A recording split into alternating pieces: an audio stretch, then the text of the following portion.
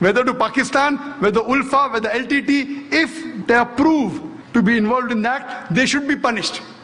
I am not here to support any terrorist act, not at all. But if you want to get to the bottom of it, you should know that this should be done meticulously.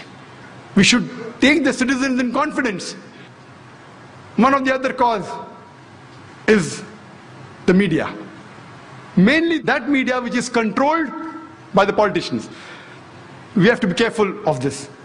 And this media, they can convert black to white, day to night, hero into a villain, villain into hero. And we see that very often. If you see my tapes, I have given very such examples. But in India, it's fortunate that the more popular media is not controlled by the politicians. And we find that this media really gave the true picture. Whether it be the Gujarat riots, the Bombay riots in '93, or even today, the innocent Muslims are being harassed. The media, whether it be the newspaper, the news channels, they have really given a true picture of what's happening. Not 100%. Sometimes they get involved in news which is sensational. So when they get the news without checking up, they give it. It's sensational, they give it. But as a whole, we have to agree, the media has been honest. I'm talking about non-Muslim media. I'm not talking about the Muslim media. And here we find that they were honest and they projected the real picture. But what we have to be careful is of the media which is controlled by the politicians. And as far as the judiciary system is concerned in India, the innocent citizen of India, especially the Muslim victims, we have faith in the Indian judiciary system. Though some people say that some are corrupt, they are blasphemed in the community. But as a whole, we know most of the judges, they are upright and they are honest. We only hope that these people are not influenced by the politicians. So far I know most of the judges, they don't care much for the politicians.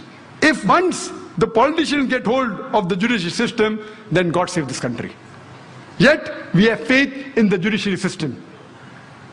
And to conclude, we have to realize that since we know that the cause of terrorism is injustice, the cause of terrorism is wrongdoing to a particular group of people, this thing should be stopped. How can we stop? As I mentioned, number one, the politicians, they should be honest, they should be just. They should not go for the vote bank and do things which are wrong. Once they're honest and they're just, irrespective they lose their seat, you see to it that terrorism will stop. Point number two, the innocent Indian citizens, they should not be instigated by the politicians and do wrong things and kill other innocent human beings. Point number three, the police, they should be upright. They should be just. If someone is being harmed, they should see to it that is protected. They should not be ploy of the politicians. I know there are times that they can be transferred, but if every policeman in India is honest, the new policeman who is transferred will also be honest. So what will the politician do? If 100% of the policemen, I'm not blaming all of them, please don't get me wrong. I know most of them honest, they want to do, but because they're under the pressure of the politicians, they're afraid that they'll be transferred, they'll be harassed. But if all the policemen get together and say, let's all of us be honest, if they transfer you, the new person coming will also be honest. So there itself, most of this trouble of injustice will stop. And last but not the least, people cannot take the law in their hand. They cannot kill other innocent human beings, even if they belong to the same community who has done injustice on you. If we take this and we see to it that injustice is stopped, then surely India will be a very good country. It is estimated that in the next, by 2020, India would be a superpower. If all the Hindus and Muslims